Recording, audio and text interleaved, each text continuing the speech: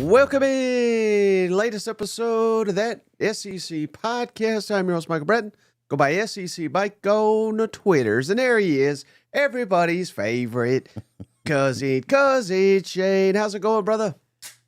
Hey, buddy, what's going on? Oh, man, can you believe it? By the time some people are listening to this tomorrow, we'll have college football playoffs.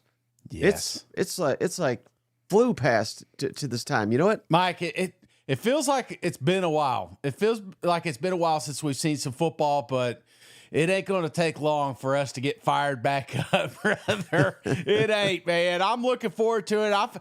I feel like this is going to be an awesome offseason, but to get there, we're going to have an awesome postseason, and I feel like it's brewing, brother. I feel like there's been a couple of years that we've been disappointed about the bowl games, about maybe the way the season ended. I know I was last year, not having an SEC team hoist that trophy up at the end of the year. That hurt my feelings. Then I found out those cheating bastards up there in Michigan did it. So, it's like I want to go up there and I want an SEC team to represent again and remind the country why this is the best conference in the country. Yeah. Do you remember getting together and watching the first ever 14 playoff? Yes, I do. Yeah, that was before we even had a podcast or anything, but maybe that was like the early, planting the seed or something of getting together, watching some college football, and now we're sitting here in the first 12-team playoff. Man, I hope it's a historic night, just like that 4-team. That blew our doors off, didn't it? Oh yeah. What's that movie that where they the Adjustment Bureau? You remember, like, if you kind of get off track a little bit, they bring you back in. You know what I'm saying? I always think about that now that you mention it, because some of my greatest memories with you is watching that or playing college NCAA or something like that. It was always football related. Seems like that's when we had our best time. So yeah, maybe the Adjustment Bureau had something to do with this one, Mike. Yeah. Well, I don't know how to segue from that. I was trying to come up with it in my head, but if you need an adjustment to your fun this there you go weekend with all this college football, NFL, I mean, there's so much going on right now, Shane. The best place to got you covered. Presenting sponsor of the show, MyBookie online sportsbook. Head on over to mybookie.ag today. Sign up. The account's free. If you just want to sign up for a free account, we won't bug you for anything more. But if you want to go that extra step, you want to help the show out this football season, put in an initial deposit, promo code THATSEC, and they will match 50%, whatever you put down, instantly to put in your account. It was 100, but Shane is hitting all these damn locks. They had to pull the reins back, say, listen here, buddy, too many of you cousins are benefiting off this. So, we're going to make our picks here. Yeah. How you don't reveal it just yet, but how are you feeling about your MyBookie lock of the week? Mike, I've done a lot of great picks here the last few weeks, and I've never been more confident than the one I'm going to give you today. And I think a lot of folks probably already know where it's at, but Mike, I'm telling you, this is the one right here. A lock. It's coming, baby. Tulane. No, I'm just kidding. Okay. All right. How about we get into it, Shane? We got a lot to talk about. There's been a lot of news. Yeah. There's been a lot of clips. I've been kind of saving these. We did the mailbag. We're doing the other things. So I've been sitting on some of these clips. We got some good ones here, buddy. But first, right out the gate, tough news, Shane. And not official yet, but this is being widely reported. So I wanted to lead the show off with it. But Carson Beck not going to play. Let's throw up the bracket here. We don't even know who Georgia's going to play, but it'll be either Notre Dame or Indiana, whoever. That's the Friday game is Notre Dame, Indiana. So Georgia will know Friday night who they got to play in the quarterfinals. And Carson Beck is not going to play. I don't think they're ruling him out for the season. Mm-hmm. That is still probably likely, but they're just saying, and it's not even official, but he's not even practicing with the team. So it's very unlikely that he'll be ready to go January 1st here. So it's going to be the Gunnar Stockton show, I guess, Indiana or Notre Dame. Does that change anything for you? Maybe not the first two games that they potentially could have here, but It does a little bit, man. It does when you're maybe going against a Texas or a Tennessee or an Oregon. You know, I think you'd be lying if you said you were a little more confident that Gunner was out there and not Carson Beck, because, dude, let's face it, there's been a lot of games this year Georgia has won because of the arm of Carson Beck. And Gunner did just enough to win the SEC championship, but, you know, he also almost did enough to lose it. So I'm not saying this is I can't spin this positively, Mike. I feel a little worse about my Georgia outlook moving forward if we don't get him back on the football field. Yeah, I get that. But again, we'll see. We'll see. I mean, Carson Beck at times looks shaky, but you're 100% right. I mean, it's however the situation is, you could kind of talk yourself into it. You know, like, well, he looked shaky against Alabama. He threw a lot of picks against Texas. Yeah. But then at the same time, you say, well, he whooped Tennessee. I mean, they don't beat Tennessee without Carson Beck. You know what I mean? And so you could spin it either way. But I'm kind of curious to see what Gunner looks like now that he knows he's going to be the starting quarterback for at least for the one game, if not the rest. And he's got all these weeks of practice, all these weeks of preparation. I'm very curious to see how he is. I think Georgia will be fine.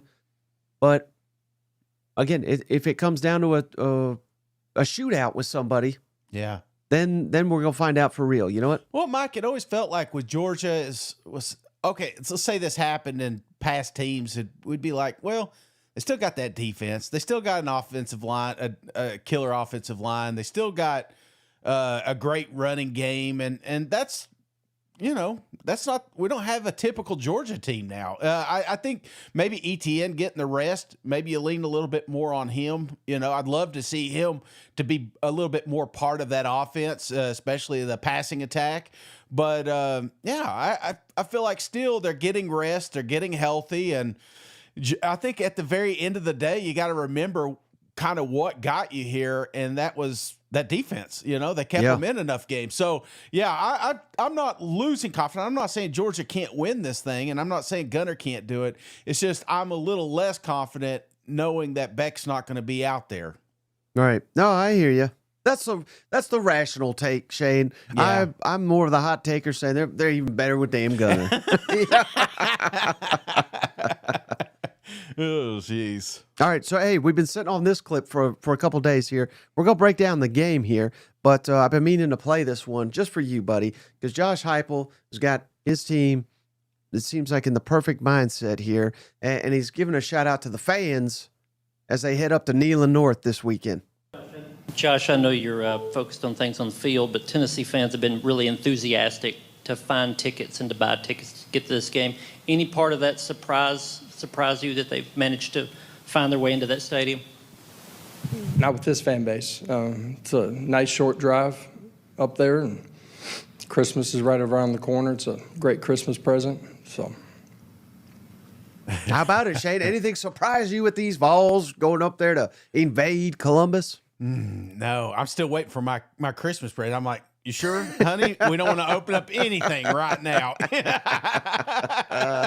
Oh, no, I am not, man. They're fired up, you know, and what's funny is watching Ohio State media kind of rebuke, you know, like just go like, oh no, the hotel prices are down, you know, the Waffle Houses are not, you know, full or packed. It's like, what are you talking about? They're going. Tennessee's coming, and they're heading up there. And there may be a lot that head up that day because it is a night game. But I'm telling you, brother, it's going to be a lot. There's going to be a lot of red. There'll be more red, but there'll be a lot of damn orange in that stadium for sure.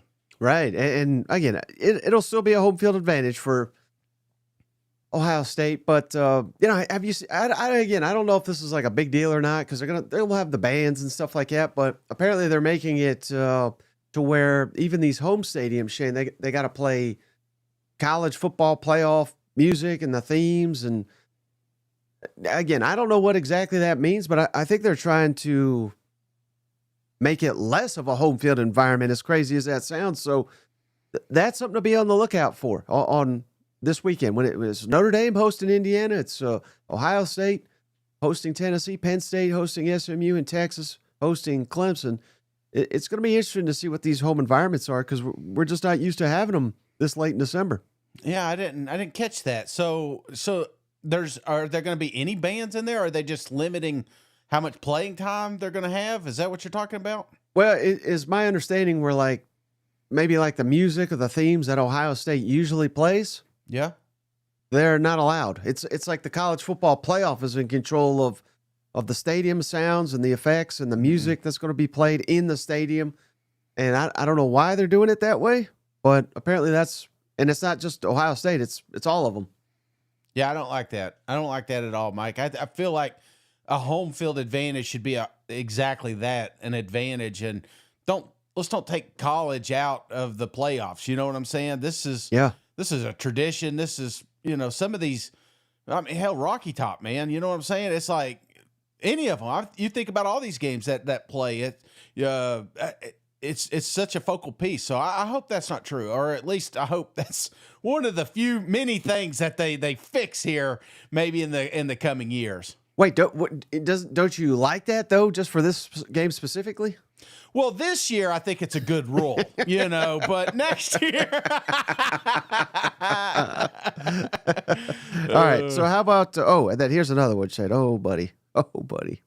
I think he stepped in it, but we'll see here. Let's kick it over to Sarkisian. He's mad now.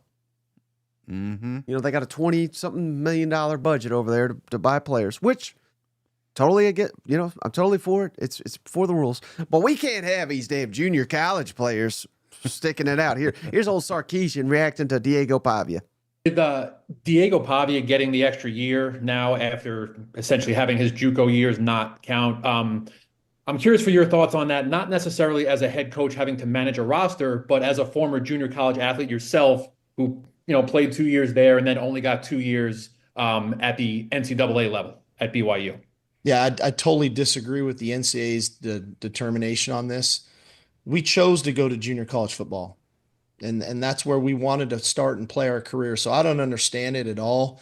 We're going to have guys 28, 29 years old playing college football. What's the point, man? I don't get it. I don't understand it. I totally disagree with it. Couple of things wrong with that, Shane.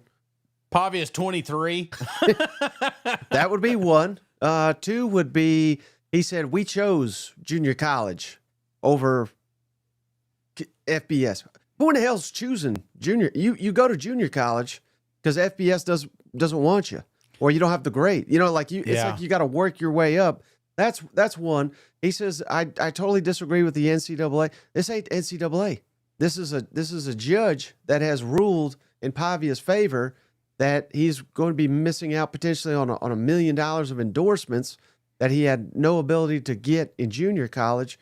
And thirdly, 29-year-old players. He went to BYU, Sark did. Isn't that what they're known for? They're famous for having these old-ass guys that go on their missions and come back, and they're older than everybody. But it's okay for BYU, but it ain't okay for Diego Pavia. I hate that. I do too. I'm torn here, though, man. I ain't gonna lie, because there's a part of me says, when you open up Pandora's box, if you will, there's going to be people, there's going to be teams take advantage of this. I would expect. I don't know, man. I made the joke about players coming back that still had eligibility, and it feels like they missed out on an NIL opportunity, and now they've got a shot here. So I don't know, man. It's a slippery slope. There's a lot of things that it's like this AI I've talked about. We're in the fast lane. They're already doing videos that I can't even tell are fake anymore, and it's like I wasn't ready for that. Portal, NIL, all this stuff is going 100 miles an hour, and now we've got little side missions over here opening up that we're like, man, what are we doing? So yeah, I hate it, but I like it because I feel like in this instance, when you see a guy that's playing a quarterback for 8 years, and that's okay, but you've got one that just wants one more year, one more shot, and honestly could help him. If he repeats what he did this year, he may actually get an opportunity to play in the NFL. So I love the Pavia story, but it is, like I said, it's a slippery slope right now, Mike. You know, the funniest one people have been mentioning. So Carson Beck, right? Yeah. Injured. Who's a famous junior college legendary quarterback down there at Georgia? Shane, do you know? That's currently playing? Well, no, that is, now with Pavia, maybe he can get an extra year of eligibility right when they need him. Stetson Bennett, come on down, the mailman. So I think Cousin JP would support that, who just gifted a membership to Ardor Wolf. Wolf, welcome to the family. But yeah, I mean, again, this, and people are getting way confused. They're not really understanding. This doesn't mean all junior college guys get extra years. Yeah. This is Diego Pavia, who went in front of a judge and said, look, I got $1 million on the line. And the judge said, all right, yeah, that's, you deserve a crack at that because you didn't have that opportunity when you were in junior college, and had you have more eligibility, you could collect on that money. So this is not every single junior college guy that's ever played gets extra eligibility. That got thrown out there, but that is inaccurate. Now, could they go in front of a judge and say, hey, I can get 100,000? I mean, that'll happen. Where's for the sure. line, Right. That has not been established, but I'm Cracker Barrel, gift certificate. I'm coming back for just one more season. No, like I said, it's slippery slope. But this instance, I think it's awesome for Pavia. Vanderbilt. Yeah, I just feel like he hasn't really got to play. This isn't a kid that I truly think will be 15 years in the NFL. I'd love to see it, but I don't. This is going to be that college kid that we talk about, especially if you're a Vanderbilt fan 10, 15 years from now, that he was the one that kind of helped launch this rebirth of Vanderbilt, if you will. So, yeah, I love the story, and I'm glad that he gets another crack at it anyway.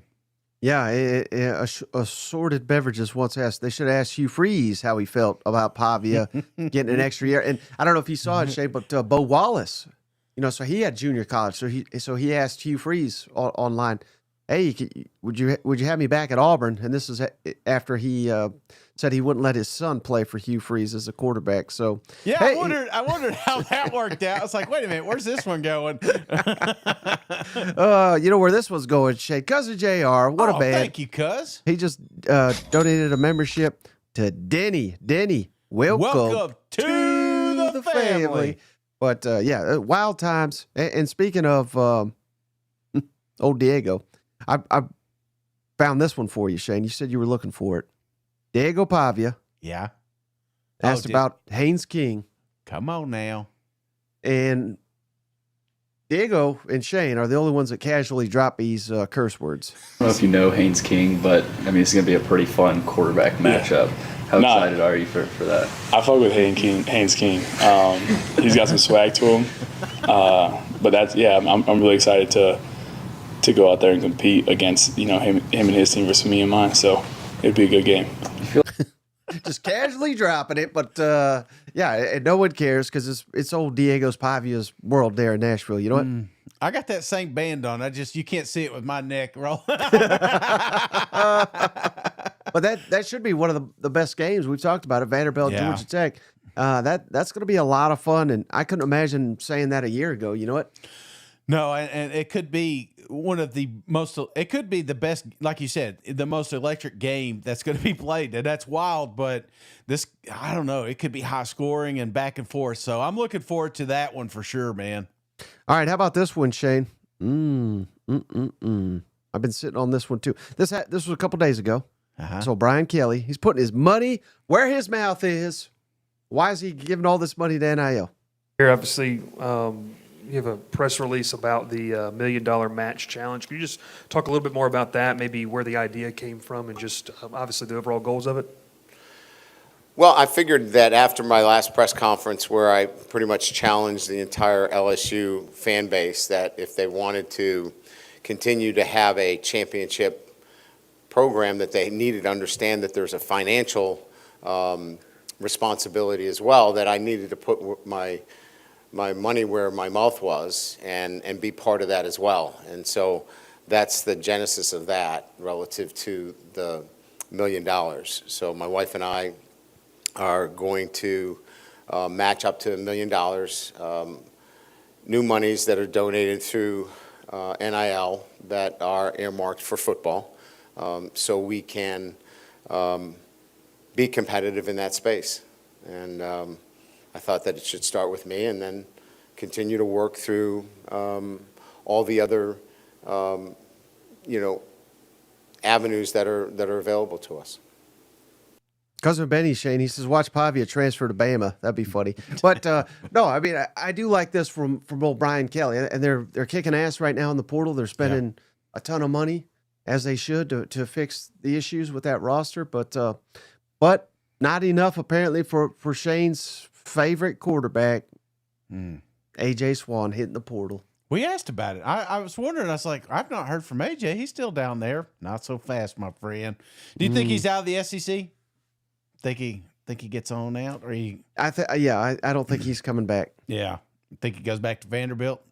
No, learn after Pavia. I mean, I'd love to see it. That would make a lot of sense because they need a backup to Pavia now. I really thought AJ, and I'm not saying this. It's not the last time you're going to hear AJ Swan. I feel like he is just one of those kids that he missed, man. He whiffed. So he made a decision. This is a transfer portal right here. This is what you use. Like, man, you had the job. You could have came back. You could have been a starter in the SEC. You chose to hit the portal, and this is where we're at. Yeah, and Michael Riley points out, well, that's better than him dancing with these guys. You know what? That's true. The money. Instead of dancing, he's throwing the money. I like it. But isn't it wild that this is where we're at, Shane? Again, I think it's fair because I think these coaches are way overpaid. Yeah. Unless they're, you can make it like Kirby Smart, Nick Saban. They're probably underpaid with how successful they are and how enrollment's up and yada, yada, yada. But most of these guys are overpaid. And now we've reached a point where they're giving back to help fund the rosters, which actually I do like to see. But it's just wild that that's kind of where we're at, isn't it? It is. And it's kind of wild you don't see it from other coaches that may be getting overpaid, But you started something. I think Oklahoma State was forced to do this. Coach Kelly, I'm not saying he was forced, but I'm sure there may have been. You never know, man. There could have been a conversation like, hey, why don't you win some of these fans back and show them how dedicated you are? Not saying that happened. I like to give Coach Kelly the benefit of the doubt there, but I don't know. You're setting up your precedent. It's like people are going to see this, and how committed are you to your university? So I like it, man. And I know we talked about it on the last one, but it didn't hit me till someone put it this way. Recently the Alabama AD said, hey, we need more money because Ole Miss coming after all our – he didn't say Ole Miss, but that was implied. And apparently they offered a mega deal to old Ryan Williams. That's the rumor. Yeah. They found out what he's worth, and Alabama had to pony up. But the AD's asking people for money, and people are saying, well, it's Christmas right around the corner, right? Like, what are you going to give to? You going to get your family presents, or you going to give Alabama some money? I wouldn't imagine that was a very successful campaign. No, probably. I mean, he's probably like, man, I shouldn't have sent that, Shouldn't have sent that. But again, you got to get out there. And I understand the frustration, especially when you're used to a certain standard down there. You never had these problems. Alabama's not had these problems, They get transfers, back in the day, but that was kids that weren't going to play. But now you're starting to lose some of your starters in that competitive depth. Yeah, it's not a fun conversation, but it's one that other teams have been having for several years now, so they're catching up. Assorted Beverages says, Brian Kelly giving that family money. Well, we got all these other coaches, Shane. Yeah. Like Coach Elko. He's saying, boy, this is pretty screwy right now. Do you feel like the portal is just crazier than it's ever been? And how do you navigate so much unpredictability with agents and back and forth? It is for sure crazier than it's ever been. I think now more than ever, this sport needs somebody to step in and create some type of rules and regulations. I'm all for the portal. I'm all for NIL. I have zero problems managing either one of those situations. I think there is an awful lot of unregulated bad stuff going on right now throughout all of this, and it's going to impact young people, and young people's futures. And so probably now more than ever, I think coaches are just crying out for somebody to step in and just regulate this thing at some level so that we all understand the rules, we all understand what's going on. I think there's so many easy solutions that we could get into, but somebody needs to do it, and they need to do it fast. I'd imagine Greg Sankey's probably the one that you voice your concerns to. Have you gotten pretty good feedback about some of your solutions you've given him?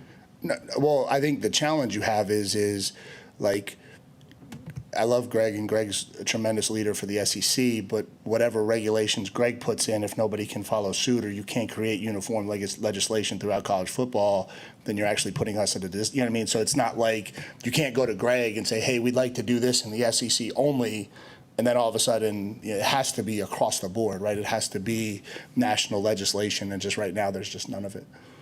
Yeah, and that's the thing you hear a lot of, Shane. Yeah. Why don't Greg Sankey just do this, do that? Well, because in the Big Ten may say, good luck, SEC. They already do the cannot transfer after February 1 from SEC to SEC. Well, then players are going to go to the ACC, Big Ten, and on and on and on. You know what?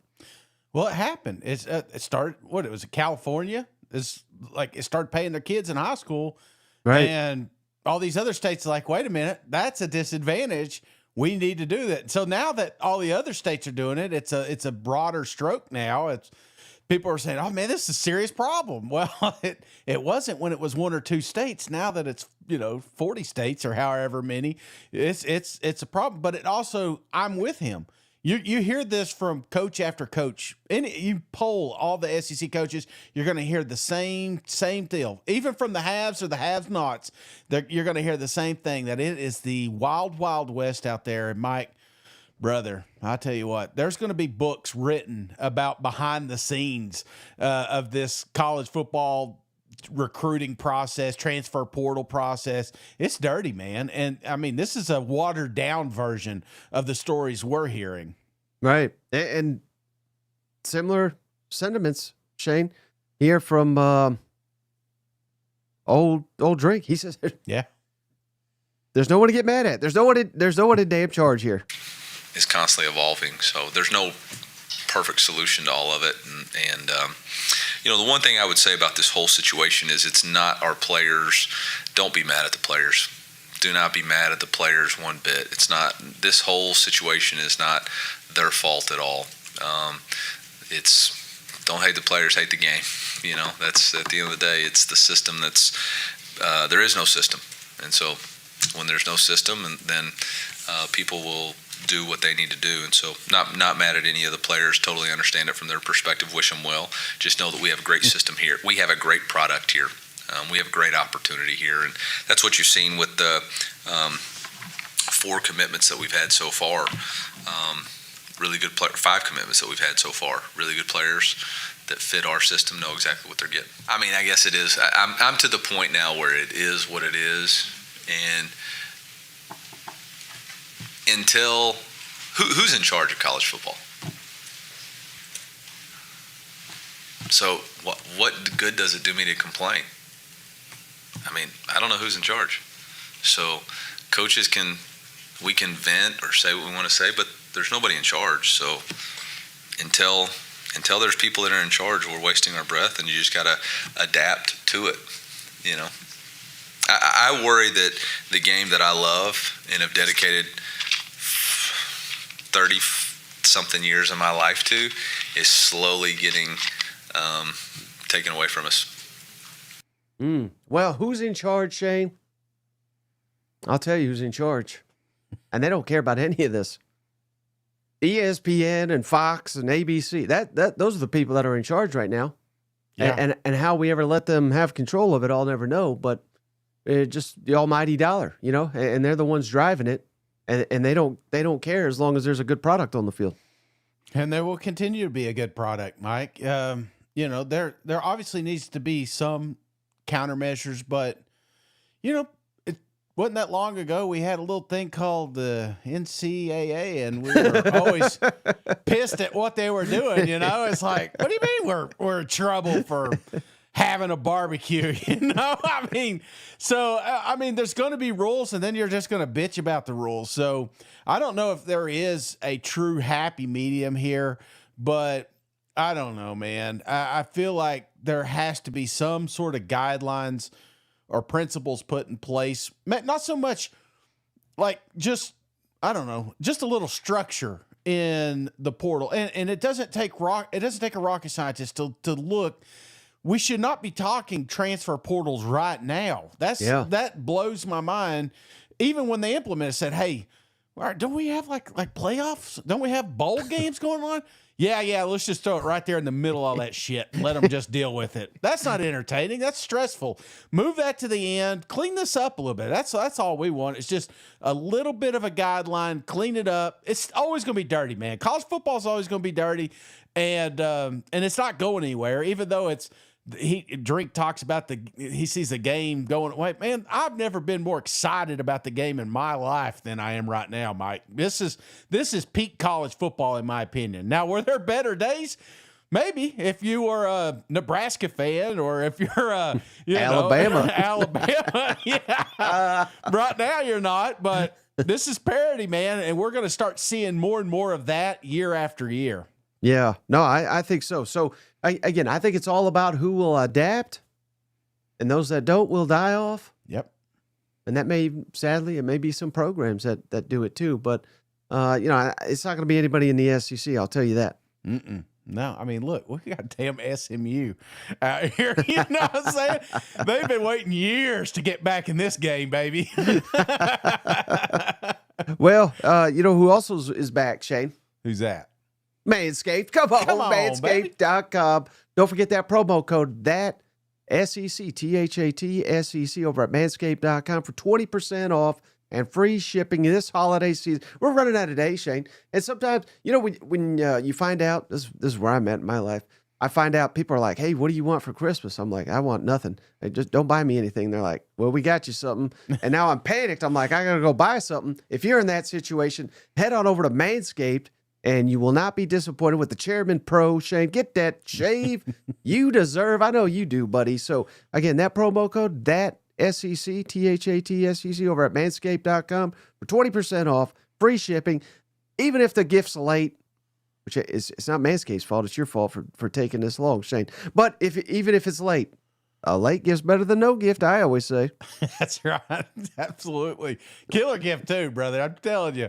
This is one that sticks around for a long, long time. It's heavy duty. You're going to absolutely love it. So, well, and I was talking about the program, Shane, that have adapted to this damn portal so well. Who does it better than old Portal King Lane Kiffin? Why are they so successful? Money, you say? Well, there certainly is money involved, but not the way Lane Kiffin tells it. He says all these guys were sending the NFL out of the portal.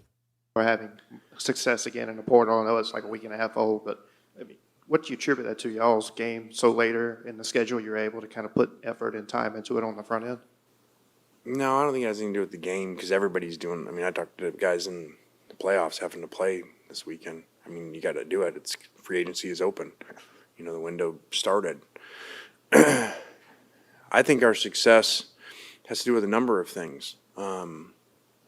First off, especially now, everybody's got money, so, and a number of people operate on a bigger payroll than we do, and some much bigger. So I think what happens is these guys look at success. They want to go somewhere where they see it happen, and these guys come here a year ago and they've seen their success. What?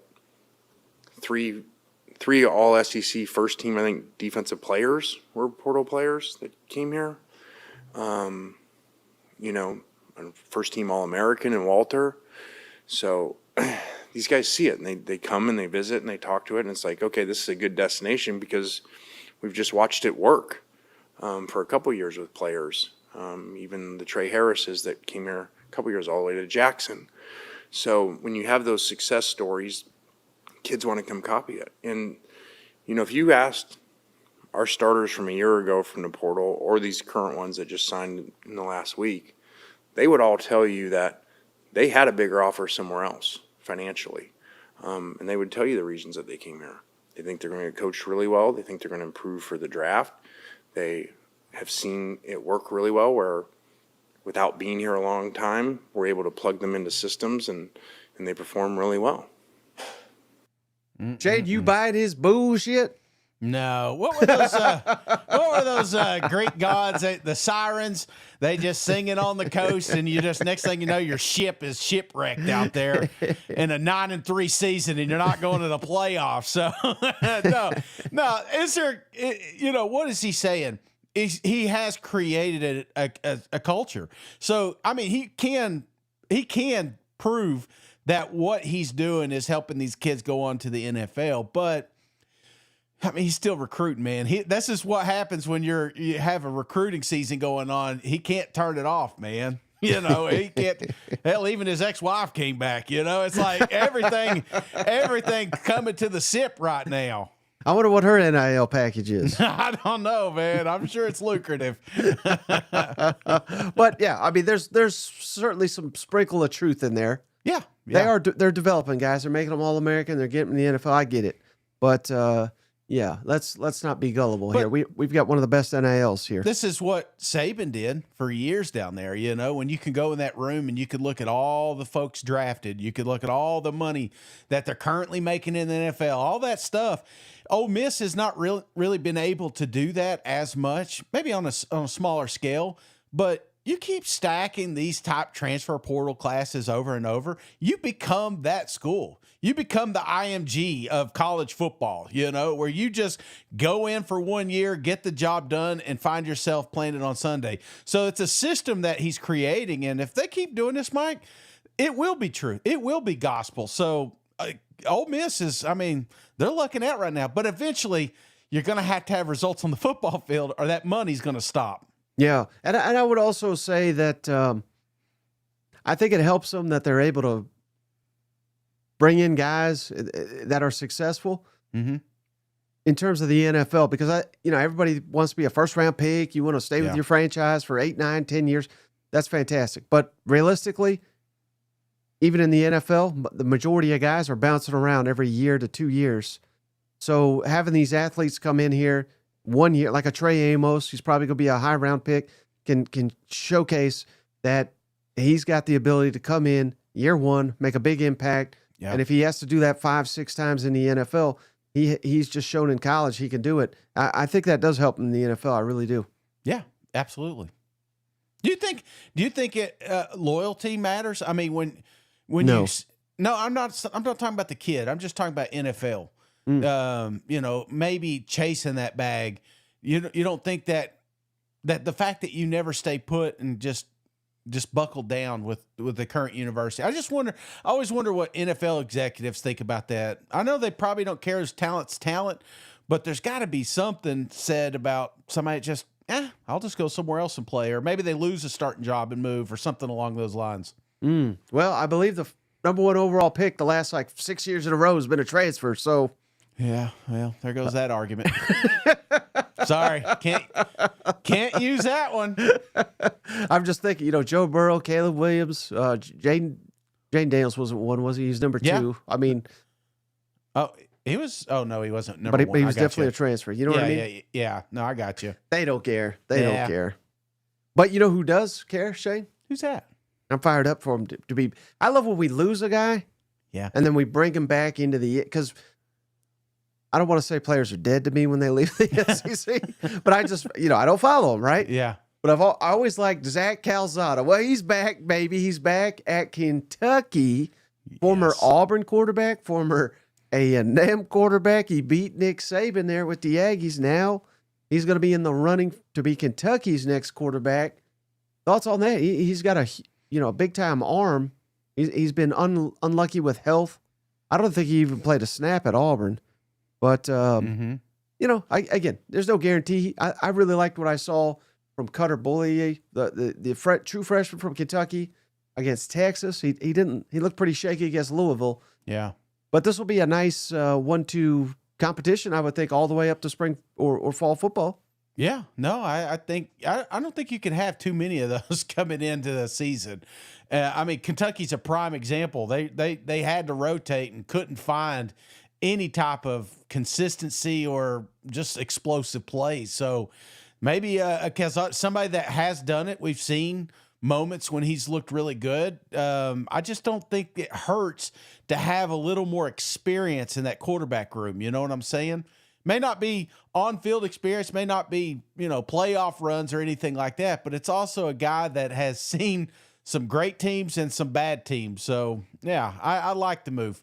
I'm just not having a parade yet, Oh, I hear you. Like, I don't think he's going to change the fortunes of Kentucky football. No. But you simply can't win without a quarterback, and if I don't have one, I'm taking as many swings as I possibly can to get one. You know what? Odds he gets the starting job come week 1. I'd say 50-50. Yeah. Okay. Maybe 51-49. Slight favorite. Yes, slight. Ever so slight. You know who else has turned into a favorite real quick here, Shane? Who's that, brother? Billy Napier. Come on. I woke up this morning, I was blown away because they flipped a guy. We got an argument about this last episode. You said you can't sign and then undo it. Well, Dallas Wilson can. Shane, who's that? 5-star receiver, number 2 receiver prospect in the country, signed with Oregon. Mm-hmm. He's getting out of it. He's going to Florida. And, man, I just cannot get over, Shane, these damn AI coach images. This is the best one yet. Billy Napier as the Grinch here, and he's holding a little ducky because he stole him a 5-star receiver from old Oregon. So there's so many of these good ones, but this is the best one yet. But, again, wildly impressive that Florida is stealing recruits from old Oregon. You know what? Yeah, no, that is pretty impressive. Yes. And that's something they've not been used to. This would have been Florida 10, 15 years ago. Now this is the signs that they are coming back officially. So, No, this was a big one. And I don't know about the old signing thing, so this is your one for the year, Mike. So, yes, you are correct. It does happen. I bet you there'll be 3 more before January gets here. Well, I saw Oregon released him from like financial aid or whatever. And I always wonder, like, if they don't, but you made the argument if they don't, they'll use that against them in recruiting. But, yeah, will they? I don't know. I still don't like it. I think, come on, you've had how many years? 17, 18 years of your life to pick a school and tough it out for a year. But I'm glad he's in the SEC, brother. That's all that matters. Yeah, they said he had been committed to Oregon for like 2 years. Then he went up there and it's snow and he's like, hell with this. I'm going somewhere where it's hot. Well, buddy, hey, we're about to make some picks here. Yeah, well, before you do that, man, you know where else it's hot? Where's that? Futurefans.com. Yeah. That's right. Yeah, I'm telling you, brother, man, if you've not checked this out, you got little youngins, 6, 7, 8, 9 years old. It's like, real quick story, Mike. I wouldn't say I was a terrible dad, but I was never a book reader. I wasn't one to tuck my kid in and read a book, but they didn't have football books, Now we have one, futurefans.com. It comes with this kit. It's got a nice little book, little guide. You just got to spend 15 minutes a day with your little youngin', all right? Trust me, it's worth it because in those 15 minutes, you're going to teach them the rules of the game. And once your kids learn those rules, guess what? They're going to start watching football with you, brother. Really interactive, 4.9 rating on Amazon. You can't go wrong with Future Fans. And if you get on there right now and hit promo code THATSEC, that's THATSEC, you're going to get 25% off. So right before Christmas, perfect gift, perfect birthday. If you think about, hey, I've already got Christmas wrapped up, get a birthday gift, put it in the closet and then say, oh, I forgot one. Here it is, Future Fans. So get over there and hit that promo code. You know what my parents used to always do? Did your parents do this where, like, if, let's say you really wanted something for Christmas and they didn't get it for you? Yeah. They would get it like, obviously after Christmas. Mm-hmm. And they'd be like, Santa put this where we couldn't find it. And here it is 2-3 days. So, if you don't get it in time for Christmas, just tell them Santa put it somewhere where you couldn't find it, Absolutely. And you want to talk about making the gift even more special? when they've unwrapped them all 3 days later, they got another one. They're like, oh, So you can't go wrong with this one, brother. I tell you, it's a fun, interactive game, and you're teaching them, man. And I can't stress that enough, brother. If your kids know the game, they'll enjoy it. Trust me here. Well, you know what else? Not the kids, Shane, but the adults will enjoy. What's that? You already. PrizePicks, come on, head up daily fantasy sports. Promo code SEC play, $5 get 50 instantly, and I got you covered, Shane. Okay. With some PrizePicks selections. How many you got? I got a ton of them. A ton. You're gonna like all these, though, Shane. Dante Thornton, Tennessee receiver. Uh-huh. Come on, you know Tennessee. They're gonna make Nico beat him. I really feel like that. Yeah. Ohio State's gonna put it in Nico's hands to beat him.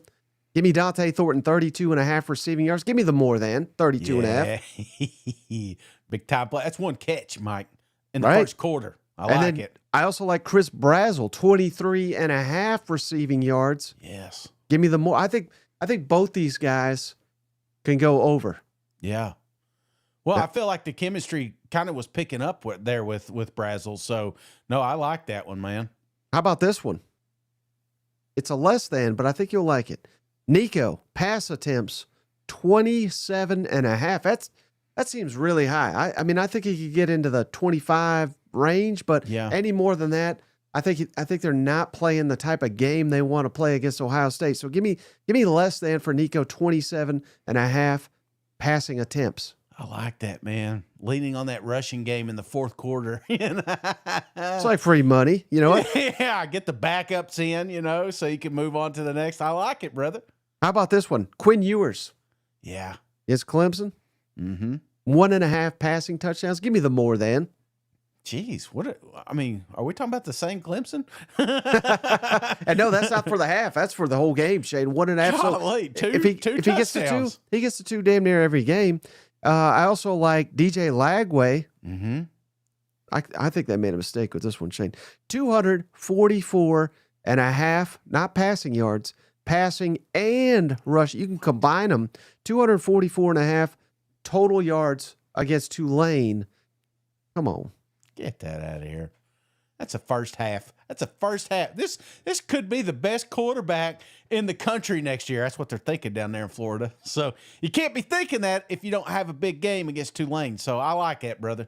And then one more. I didn't make a call. I was wondering if you want to make a call here. Dylan Sampson. Mm-hmm. This is interesting. We all know how good Dylan Sampson is, but I certainly think the Ohio State game plan is going to be we got to limit Dylan Sampson. 93.5 rushing yards. Would you go more than or less than? I'm going to go more than. Yeah. Of course. Yeah, because he is the offense. And there's been a lot of games, a lot of game plans trying to bottle up Sampson. The next thing you know, he's got another 100 yards. So, yeah that's true. Give me the more than. I mean, it's so cold up there, Mike. That's what they're going to do. Well, it's not cold at PrizePicks, Shane. Check this out. This is pretty awesome. 7 days of rewards. Mm-hmm. They even got a damn $1 million on the line, Shane. Damn. They're going to give $1 million to someone with the highest multiplier on PrizePicks lineups in the next 7 days. So again, PrizePicks Daily Fantasy, get you $1 million. One of the cousins, go out there and get it. Jeez. How about you can't beat it, can you? No, go out there and Brian Kelly this thing, I think if you play it all night, you're going to get it. I'm just telling you. Dude, you've been on fire with PrizePicks.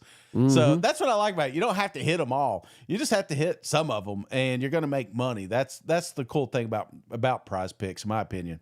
I can't pick a game to save my life, but I can pick a PrizePicks. You know what? Absolutely. Speaking of a game, Shane, we got before we get to the playoff, we do got one Friday game here in the SEC. How about it, brother? Tomorrow, or if you're hearing this on Friday, it's Friday. Florida favored by 10 points against Tulane, Shane. Over-unders 49.5 points here in the old Gasparilla Bowl. 3:30 Eastern, 2:30 Central. How bad them Florida Gators going to whip up on Tulane? Gasparillo by morning. This is a home game, baby. State of Florida. I think this is. I'm just going to go ahead and tell you, this is a lock for me, man. You got two teams going two different ways. The Florida Gators out here stealing 5-star wide receivers, for Christ's sake. They got DJ. They've already start putting up the Heisman. I can imagine there's money being spent right now to get DJ on that list for next year. Probably be up there in New York when the ball drops. They got to get it going early, but you can't afford to lose the momentum that they have right now, Mike. This is right. Out of all the bowl games, I feel like this is the most important one because you're doing something. You finally got, speaking of waves, a wave of momentum right now, brother, and it all goes right out the door if you give it up to Tulane, which is still got one of the best coaches in the country, man. There's a lot of people that would love to have him, Kentucky in particular, would love to have Summerall up there coaching. But I think losing their quarterback was the biggest thing that hit them. I mean, they've lost the last two games. All the momentum that Florida has, I feel like Tulane is losing. So, brother, this ain't a game. I don't even know why I'm taking this long talking about it, brother. Florida's going to beat the shit out of them, and it's going to be 42-20. Tulane gets a last 2-minute touchdown to make this thing. I think it's 42-13 up until the end of the fourth quarter. Yeah, maybe a better ball game, Shane, before, like you said, the quarterback ran to Duke. And can we get him back? I mean, we don't want him for this game for a Florida fan, but we do want him if it's a competitive type ball game. This will be the lead up to Notre Dame, Indiana college football playoffs. So there's going to be a lot of eyes on this game, Shane. The SEC's kicking off bowl season here on Friday. Cannot wait. Yes. Cannot wait for the SEC to get their first bowl win, Shane. First of many. They're getting it here. I love everything you just said. Florida, 35, Tulane, 10. Florida's defense been heating up. I'm slightly concerned. Not a big concern, but they've had a couple guys, hit the portal, opt out, whatever you want to call it. But they've had some key guys not only commit to playing in this game, but coming back for another season. So I think the momentum is too much to ignore. Yeah. And I think after Florida wins this game in convincing fashion, like not only do we like Florida to win, we like Florida to cover. Yeah. I think this is going to be a preseason top 25, and I think this is going to be a dark horse team to make the college football playoff next year. Wow. Yeah. Oh, I like the bold statement there, Mike, but can't do any of that if you don't beat Tulane, I think. So at least go out here, put these guys away. Like I said, carry on the momentum and have yourselves a hell of an offseason. So they're on the right path, brother. They're selling something down there. Yep. Well, speaking of being on the right path, Shane. How about the Texas Longhorns, buddy, hosting Clemson Saturday, 4:00 Eastern, 3 Central. This game, Shane, can you believe it? Game's on TNT and also HBO. I swear I'm not making that up. But again, Texas favored by 12 points at home. The over-under is 51.5 total points. Sarkisian, who hates old players. Dabo, who hates transfer portal, even though he's using it now. Who do you like in this one? Oh, Mike, I told you, brother, leading up to this game, this is the one I'm most nervous about.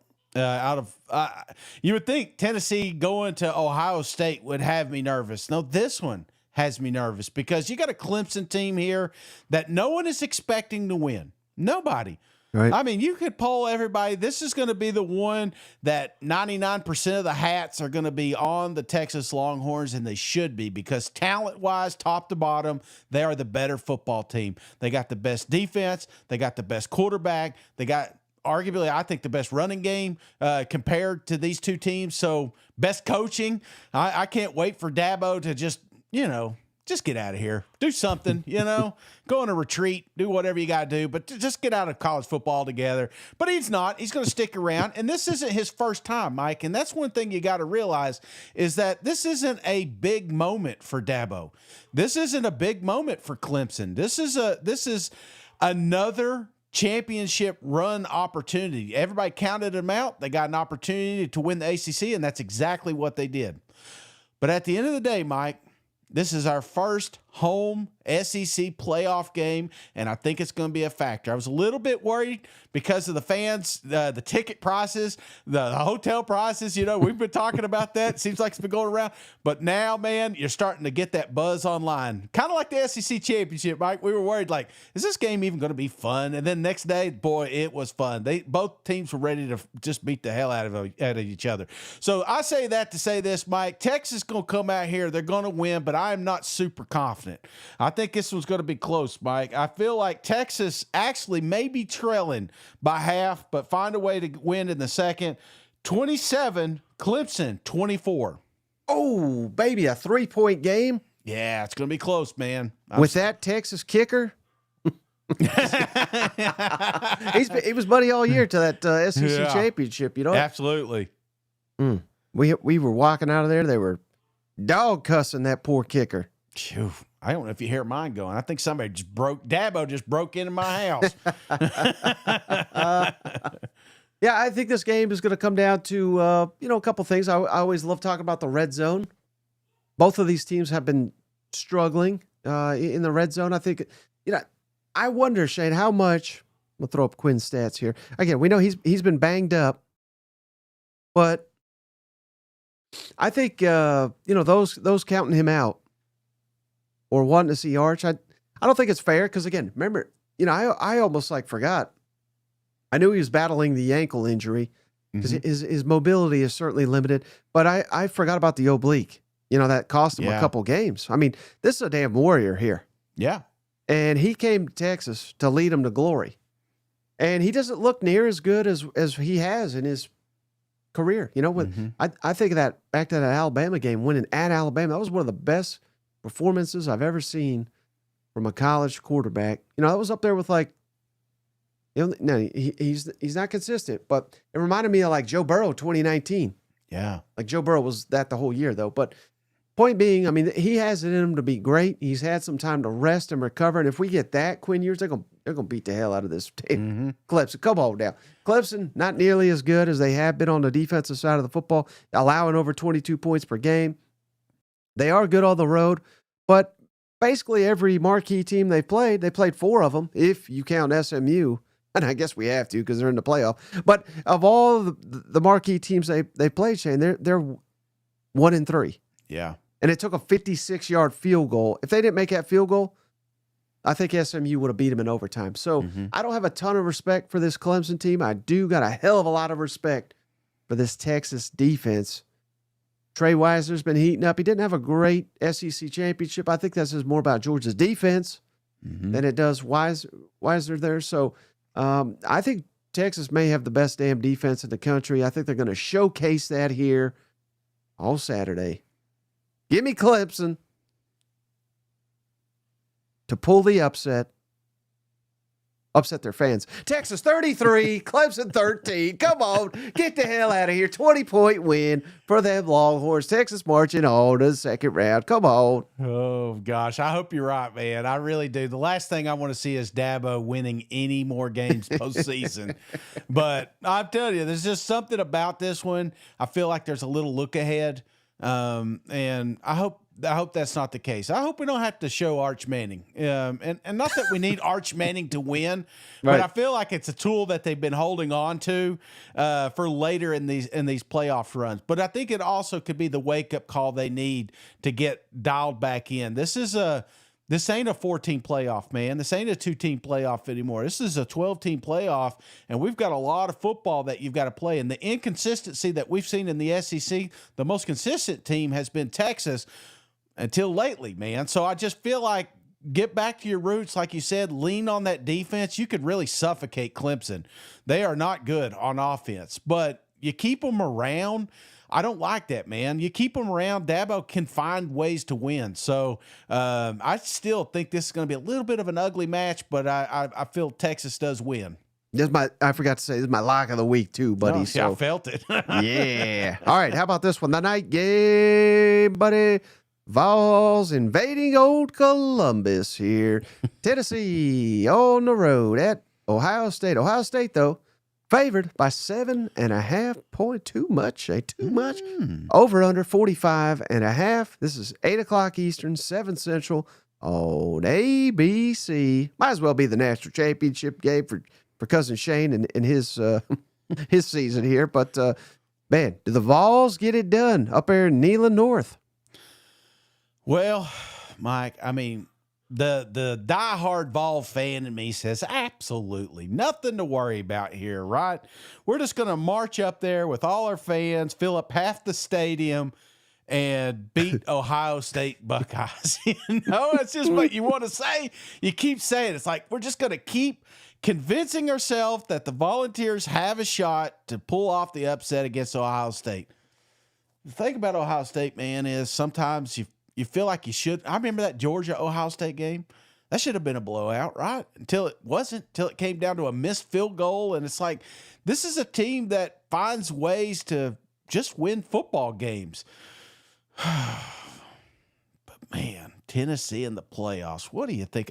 Here's what I think it comes down, Mike. I think it comes down to these two quarterbacks that you got on the screen here. I think that for the Volunteers to win, Nico has got to do it. Nico's got to win this game, or Howard's got to blow it. So which one do I think happens here?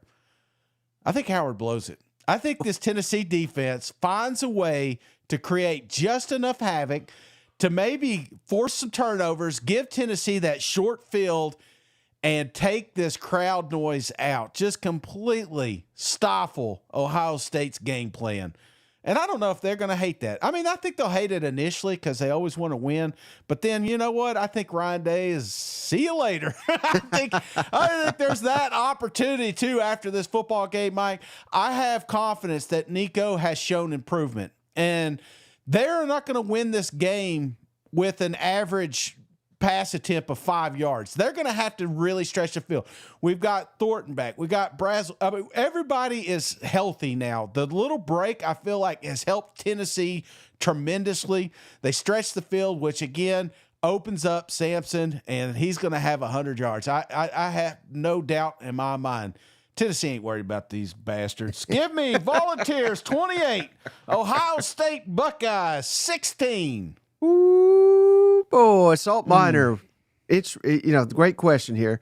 Over under number of mace cans used. If they maced damn Michigan, but oh my gosh. The sniper's out for the planting of the flag. Mike, I feel it in my bones. This is monumental. This is big. And I feel like Tennessee has got to step up early and just like I said, right on their throat. If you get out conservative and we start doing this little wide receiver screens, and you know what I'm saying, not give Nico give Nico the confidence that you've got the confidence in him. Let him throw, let him rip, and as long as these boys can catch the football, I don't think Tennessee has a problem.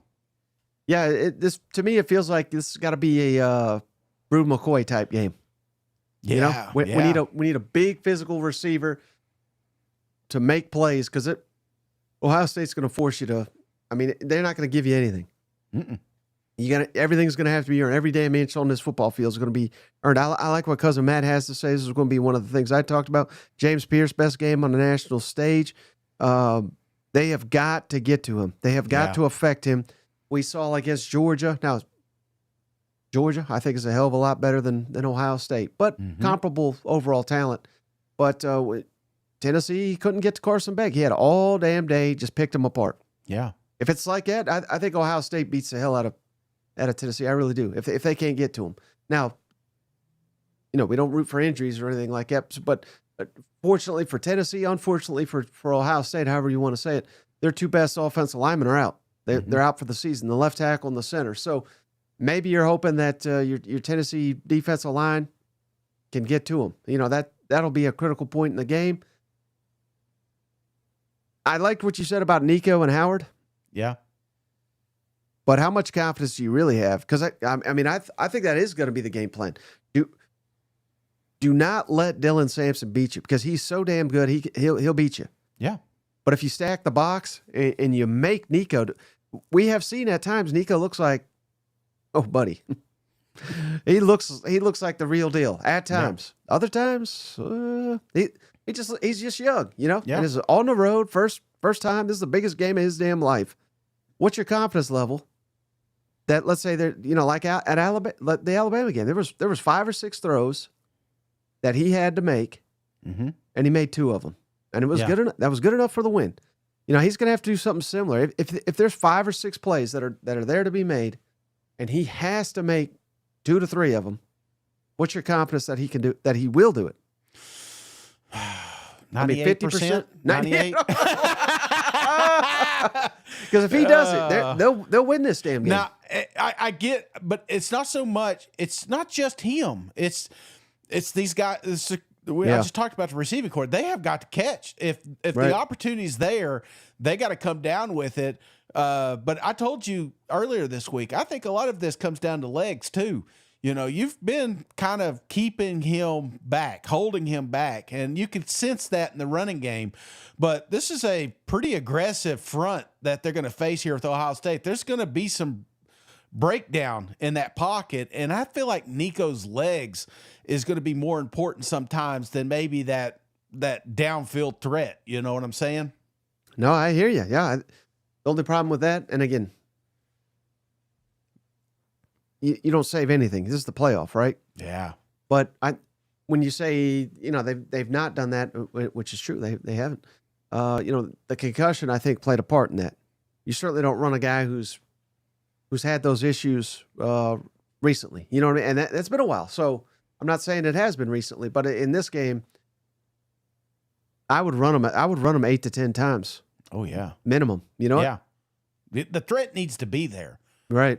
Because if the threat's not there, they're not going to honor it. So, especially, I mean, just the RPOs. I always hate when you just keep handing it off. There's no threat. You keeping the ball. So, there's going to be opportunities in this game. Nico's prize pick. Yeah, I don't know if they got rushing attack, but I would go over 40 yards with Nico here. Ooh, they do, Shane. It was around 23, I think. Over. Over. I almost picked him for the rush touchdown too, but you know, yeah, because if they win this game, that'll be critical. But here's the thing: I keep thinking about this damn game, Shane. And I hate to say this, but I think because Ohio State lost to Michigan, everybody's like, "Oh gosh, this team's overrated. They suck. They're garbage." La. You know, had they won that one, they're probably the number 2 seed or whatever the hell. You know what I mean? Like, I think this is possibly a top 3 team in the country. Like, I think they're that talented. I think their coach is not fantastic, even though his record is fantastic. But I think that's comes on feasting on lesser than teams. But I just think this is a poor matchup on the road for Tennessee. I guess a really good team. That's not to say Tennessee's not a good team. I think almost anywhere else they would have won. But I'll just get it out there, Shane.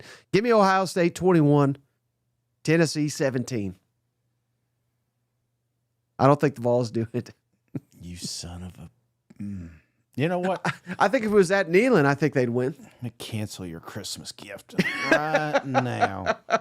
You are off the list, Mike. Boop. Oops.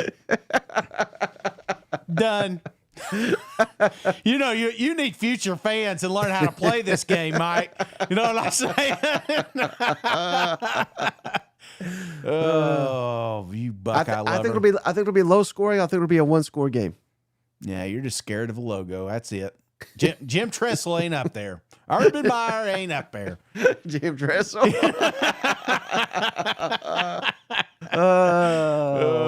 I think it's going to be a good game. I mean, there was a little wind out of my sails when I found out it wasn't going to be in Neyland, because this is a game you definitely would love to have there.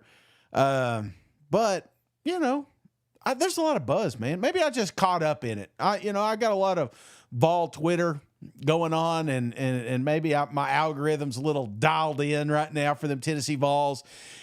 I feel like there is going to be a large orange caravan heading that way, and that helps, because then the place isn't as violent as maybe it was in the past, especially if the band can't play. So, yeah, I'm pretty confident in this game, but I think we'll know after 3 drives if Tennessee has a shot.